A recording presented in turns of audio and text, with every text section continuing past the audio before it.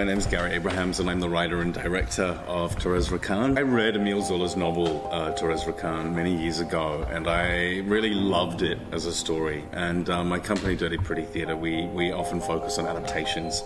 And I've always wanted to do something with this particular story because it's such a gripping one. And I love this theme.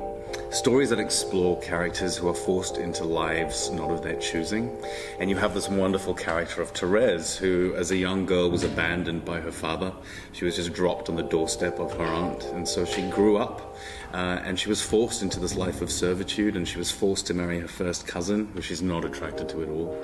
She was forced to leave Vernon and move to Paris, and she'd pretty much given up on life. And then suddenly this person walks into the Raquin home, Laurent, and a fire is sparked within her, and she's brought back to life by this love affair, this really intense, passionate affair that they have. But of course, being the 1800s in Paris, they couldn't just marry each other, well, they couldn't just run off together, so they have to find a way to be together, and unfortunately they make some really, really bad decisions.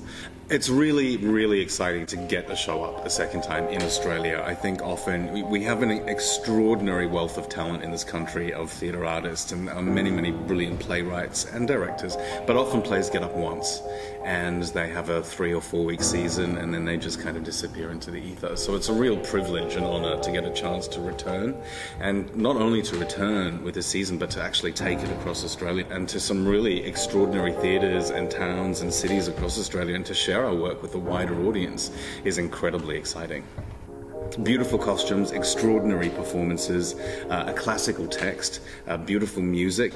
I think audiences are going to basically come and get a fantastic piece of theatre. You know, I think this kind of harks back to a time of theatre and a style of theatre that we don't really have access to anymore. You know, audiences used to go to the theatre to have a communal event, to watch something incredibly exciting and risky that would excite them and challenge them and scare them.